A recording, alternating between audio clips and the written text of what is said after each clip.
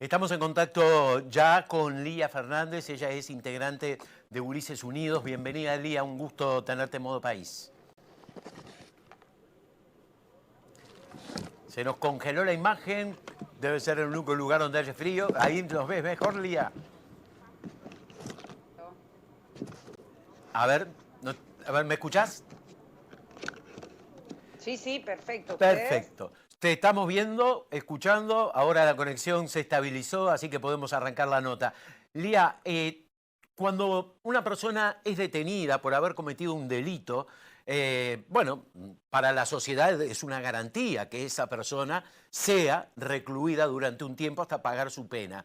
Pero, ¿qué pasa con el alrededor de esa persona? ¿Qué pasa con los menores a cargo, en el caso de que los tenga, de esa persona? Ustedes han realizado un estudio sobre el impacto que tiene que un adulto referente vaya detenido, pierda su libertad en los niños. Sí, Leonardo. Hace muchos años venimos estudiando sobre el tema. En el año 2011, el Comité de los Derechos del Niño de Naciones Unidas pone este tema en agenda y alerta a los estados de que de algún modo se estaba invisibilizando el impacto que generaba la privación de libertad cuando un familiar es detenido en la vida de los niños y las niñas.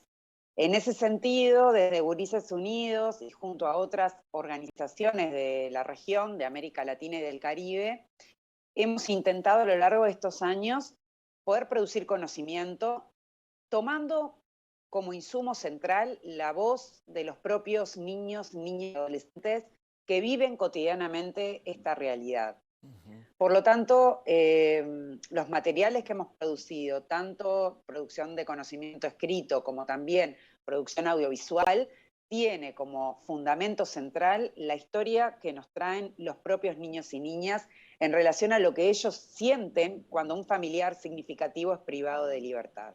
Bien. Que el impacto tiene diferentes afectaciones en diferentes aspectos de la vida de ellos. Me parece importante destacar algunos en relación a lo que ellos traen con mayor énfasis. El hecho de tener a una mamá o un papá privado de libertad genera un impacto, en primer lugar, a la interna de la familia. Imagínense que ese referente adulto ya no va a estar para proveer económicamente a la familia, por lo tanto, eso genera muchas veces que los propios niños, niñas y adolescentes tengan que salir a generar los recursos para poder sobrevivir, para poder alimentarse. Y Esto claramente, que muchas veces Lía sí, es delinquiendo también. y muchas veces, lamentablemente, no hay otras opciones porque no hay otras respuestas para darles a las familias, entonces continúan las trayectorias delictivas. Otras veces se desarrollan tareas vinculadas al trabajo infantil y adolescente, que si bien no son delitos, pero son en la absoluta informalidad. Claro. Niños y niñas y adolescentes trabajando en la construcción, en la venta en ferias, en la recolección y clasificación de residuos.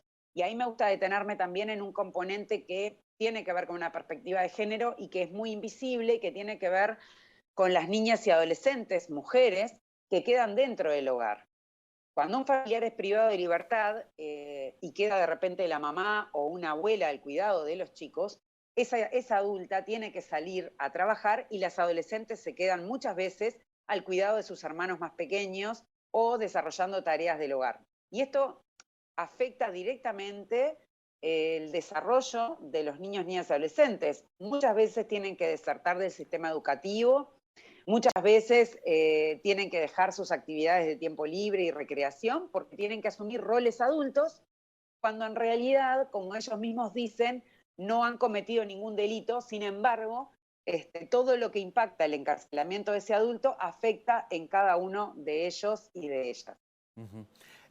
También muchos de ellos, digo, viven en familias donde el delito es la norma o la forma de proveer el alimento a la casa. O sea, hay una naturalización también del delito para los niños, lo cual también es terrible, ¿verdad? Sí, sí, me parece interesante lo que traes porque estaría bueno que pudiéramos señalar cómo está conformada la población carcelaria. Tanto en Uruguay como en la región, les diré que prácticamente el 90% o más de quienes están en privación de libertad son personas que provienen de los sectores más vulnerables y más pobres. Por lo tanto, las familias de esas personas privadas de libertad también viven en contextos de pobreza, de exclusión, y donde vienen de trayectorias y de generaciones y generaciones donde la pobreza ya se ha instalado como un elemento estructural en estas familias. Por lo tanto, hay una naturalización de un montón de cosas, de vivir en condiciones que no son dignas, de no tener para comer, de vivir en contextos que son hiperviolentos y donde, como tú decís, el componente delictivo se termina constituyendo, sí, en una cuestión más que hace a la cotidianeidad de estas familias. No quiero decir con esto de que todas las situaciones delictivas tengan que ver con situaciones de pobreza, pero la gran mayoría de las situaciones que nosotros conocemos, por lo menos, o con los chiquilines con los que nosotros trabajamos y sus papás o sus mamás están privados de libertad, tienen de algún modo como causa original la pobreza, la exclusión, la falta de acceso a determinados recursos. Y también hemos visto que muchas veces cuando un papá o una mamá es privado de libertad y quedan los gurises solos en el barrio, sobre todo en adolescentes, el pasar a ser parte de determinados circuitos delictivos les termina dando un lugar de referencia, de pertenencia, hasta incluso de seguridad en algunos barrios y en algunas comunidades que lamentablemente están siendo muy violentas y con un nivel de convivencia muy hostil también para los gurises. Y ahí también se pone en evidencia, perdón que termino la idea, Sí, sí. se pone en evidencia la falta de otras propuestas o de otras alternativas para los gurises. ¿Sí? Por ejemplo, un sistema educativo que pueda de algún modo acunar o dar respuestas a las realidades de estos chiquilines que terminan eligiendo por estos otros caminos que entendemos que no son las mejores oportunidades para ellos. Hay niños y niñas incluso que crecen en cautiverio, de hecho, en los propios establecimientos, ¿no? Por ejemplo, en la cárcel de mujeres, ¿no? Donde el propio niño queda con su madre de alguna manera detenido. Sí, sí, en Uruguay, por ejemplo, las mujeres privadas de libertad con hijos pueden estar con sus hijos privados de libertad hasta los 4 años, de acuerdo a la ley de nuestro país. Después de esa edad, a no ser excepciones, los chicos tienen que salir. Si la mamá tiene que continuar con la pena, esos chicos tienen que salir, ya sea con algún familiar que se encuentre afuera, y si no existe ese familiar, tiene que hogar de INAU, si no hay redes familiares. Lo cual también, el hecho de estar un niño en un escenario como es la cárcel, sabemos que no es un escenario natural. Ningún niño o niña debe crecer en esas condiciones, pero también, por otro lado, es importante poder destacar el vínculo primario que debe mantener un bebé con su mamá cuando está privada de libertad. Entonces, ahí la pregunta no es tanto si el niño tiene que estar adentro o afuera, sino que la pregunta, y sobre todo en Uruguay, donde estamos hablando que yo creo que hoy, no tengo la cifra exacta, pero no superan las 50, 60 mujeres que viven con sus hijos e hijas dentro de la cárcel de mujeres con hijos, deberíamos pensar en otras alternativas, ¿no es cierto? En otras alternativas donde estas mujeres puedan cumplir la pena porque cometieron un delito y está bien que así sea, pero quizás pensar en otras a la privación de libertad tal como está establecido en este momento. Y para no impactar en la generación futura, claro.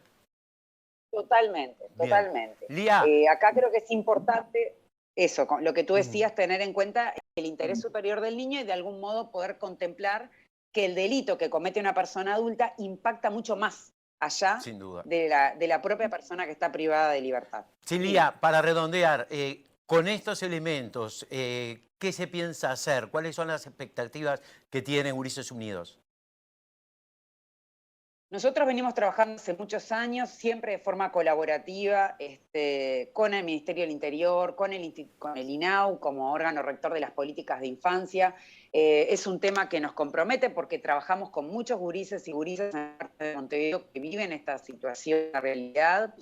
Me gustaría comentarles un material que lanzamos ahora en diciembre y que creo que es un muy buen recurso y los invito a todos y todas a que lo puedan ver y utilizar. En el mes de diciembre lanzamos una serie de audiovisuales que son cortos, bien breves, de no más de 3 minutos, que hicimos en conjunto con el canal argentino Paca Paca, un canal educativo, y que justamente lo que hicimos fue trabajar con niños y niñas de América Latina y del Caribe, incluyendo chicos y chicas uruguayos, donde ellos definieron cuáles eran los temas que le querían contar al resto del mundo, es decir, a otros niños que no viven esa situación, a maestros, a maestras, a familias, y eligieron 4 temas que son los que componen esta serie que ellos decidieron llamarla Abrazos. Decime los 4 temas Es una serie que... y cerramos la Sí, nota porque nos quedamos sin tiempo, Lía.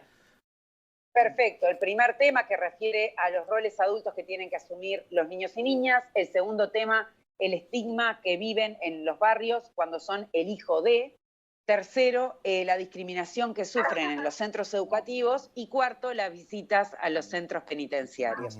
Esos son los 4 audiovisuales, los pueden encontrar en la página de Gurises Unidos o en el canal de YouTube. A todos para poder verlos y sensibilizarse más en el tema. Muy bien. Lía Fernández, te agradecemos muchísimo este contacto, la información que nos has dado, la toma de conciencia también que nos obliga a tener una vez que vemos estos datos y que vemos el impacto en estas personas, en estas personitas. Creo que era un tema para todavía seguirlo un ratito más, pero bueno, el tiempo es así. Te agradecemos enormemente este contacto, que tengas un buen día, Lía. Muchas gracias a ustedes por el espacio, a las órdenes.